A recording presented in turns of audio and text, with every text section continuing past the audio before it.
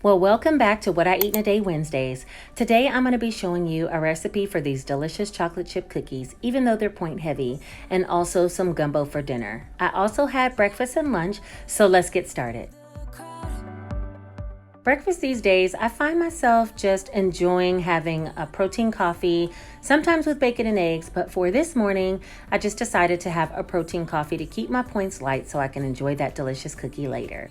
I have absolutely been enjoying this Equate brand high performance protein shake. It is delicious and it doesn't really require a lot of sweetener to be added to it because it's a little bit sweeter than Premier Protein to me.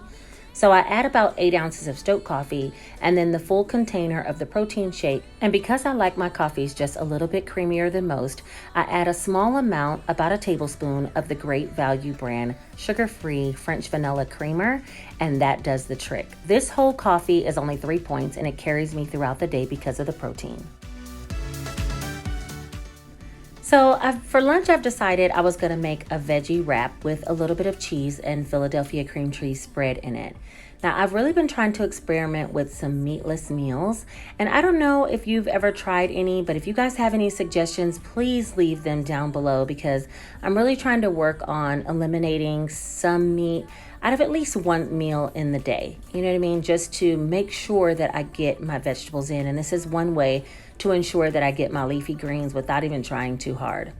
So I start off by putting just a small amount of butter into the skillet and kind of letting that melt. And then I'm sauteing the mushrooms, onions, and I'm gonna add some spinach. And I add a little bit of seasonings and keep it pretty simple. Here I'm just adding some salt, pepper, and onion powder to my saute.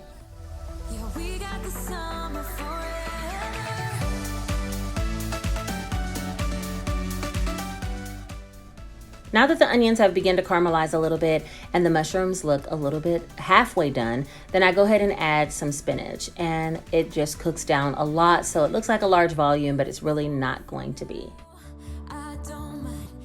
Next, I use my Mission Carb Balance tortillas. These are my absolute favorite. Any grocery haul you see of mine has these tortillas in it because they're only 2 points each and they're still thick like a regular tortilla. I use them in so many ways. So I use that, and then I also take some of the Philadelphia cream cheese dips. Now this one's the spinach and artichoke, and I use only 1 tablespoonful and put it in the center. It is going to be like a creamy base for the whole wrap, and it melts once the hot vegetables are put on top of it. It just comes out bomb. And I'm only using about 1/8 a cup of mozzarella cheese, so I'm counting that just for 1 point. And that's it. I go ahead and load up the hot vegetables on top of the wrap and then begin to wrap it up. So total, the wrap itself, the tortilla, is 2 points. The vegetables are all 0, of course. The Philadelphia dips is 1 point, and the little sprinkle of cheese I'm counting as 1 point. You can have 1/4 of a teaspoon of butter for 0, and even though that was a little over, I'm not counting the butter. So I'm gonna slice this up and have this along some apple slices. Oh no, please get all my ingredients and put it back in that wrap because I need every bit of mushroom and spinach that's coming out of there. And if you'll notice, I sliced it in half but couldn't wait to take a bite because I was ready for this. I ended up adding some apple slices to the side, and so for the whole lunch, it ended up being only 4 points.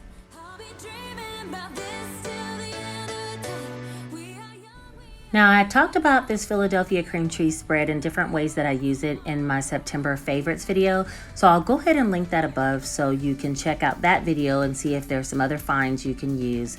But you really should think about purchasing this Dips by Philadelphia cream cheese. It's so good.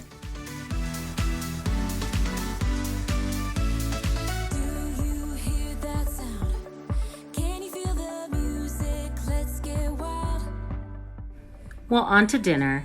These are all of the ingredients that I'm going to be using, which is turkey kielbasa, as well as some Rotel tomatoes. I just had the mild kind, and some frozen cut okra. And then I'm using the rest of this recipe beginnings, which is carrots, celery, and onions. Carrots typically isn't in gumbo, but you know, this is my take on it.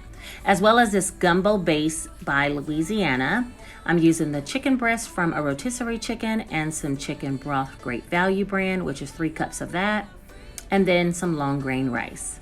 These are pretty much all the ingredients that you'll need. This is a pretty easy gumbo recipe. I mean, it's not like traditional gumbo made with a roux, but it's very easy to make and it gives you that vibe of gumbo for sure. So I started by adding about a tablespoon of vegetable oil, and then I added the recipe beginnings as well as some okra. I kind of like to stir fry the vegetables to cook out the slime out of the okra. I don't like that taste, so I kind of stir fry it first. In the meantime, I took half of the kielbasa, which was about 6 ounces, and went ahead and diced that up and put that into the skillet as well.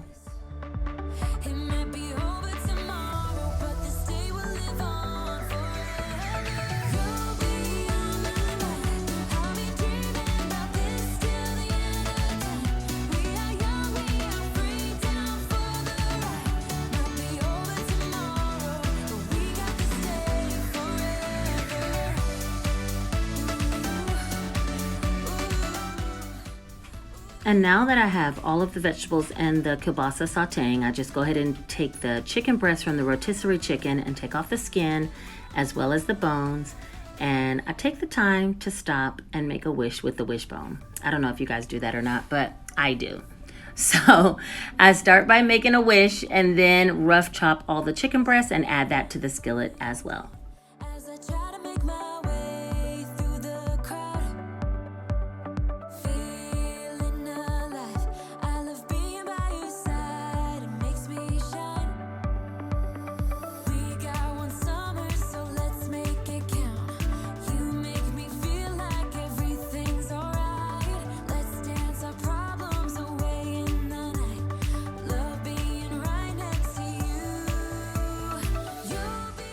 And so as I'm stirring the vegetables and kind of getting them ready, I also started a pot of water for the rice. Once the vegetables look nice and brown, just like that, then I go ahead and add the chicken broth to the bottom of that saute skillet and just try to deglaze the pan, get all the little bits up, because those are bits of flavor and seasoning that I need to be inside of my gumbo. And once I get that deglazed, then I'm gonna add the packet of the Gumbo Louisiana base, and once I get that stirred all in and get it up to a boil, then I re-add all of my sauteed ingredients back into the roux that it made.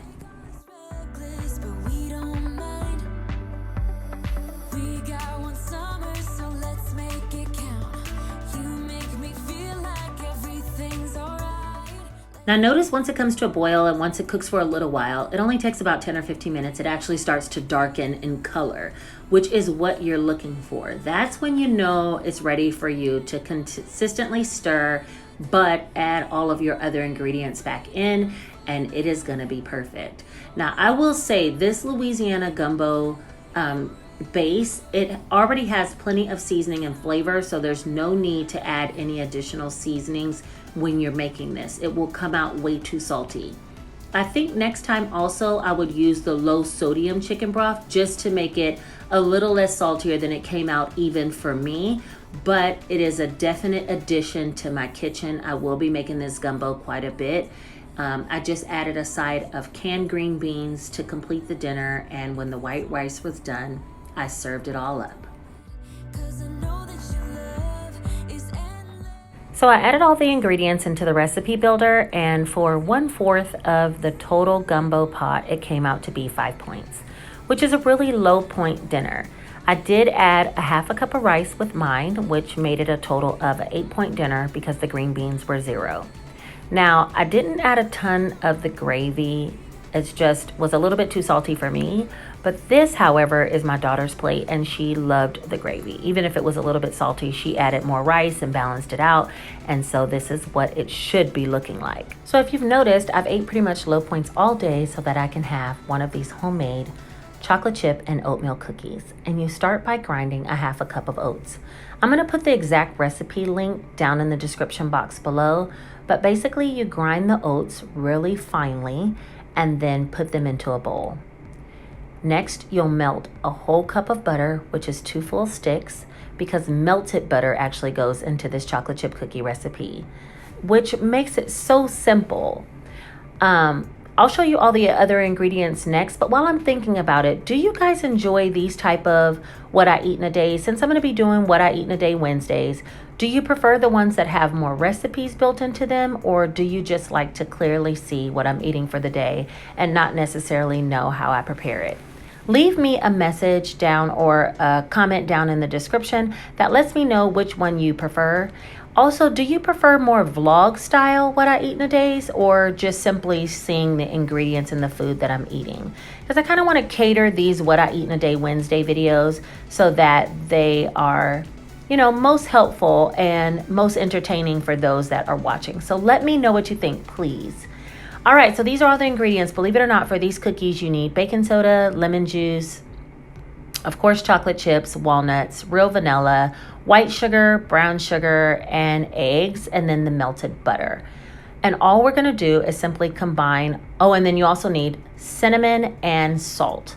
And you basically combine all the dry ingredients in one bowl, then all the wet ingredients into a second bowl, and then you blend the two together. And don't overmix when you do that. The final step is to add all the chocolate chips, which this recipe calls for 3 cups of chocolate chips. So you can see why I say it's the favorite, because it's just the most chocolate chippiest cookie we can ever have. And then it calls for 1.5 cups of walnuts. So you'll see me put it all together. Let me know what you think.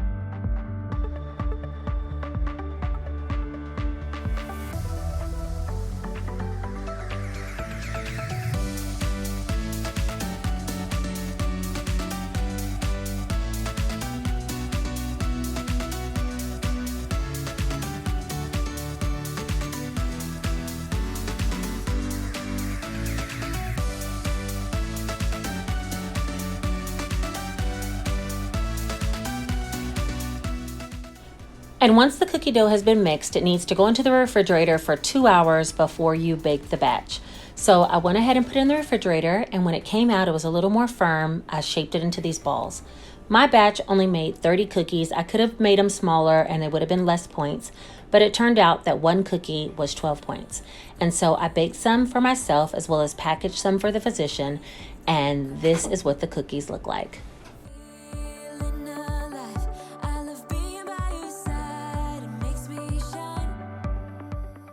Well, I hope you guys enjoyed this What I Eat in a Day. I made it to my 28 out of 28 points for this day.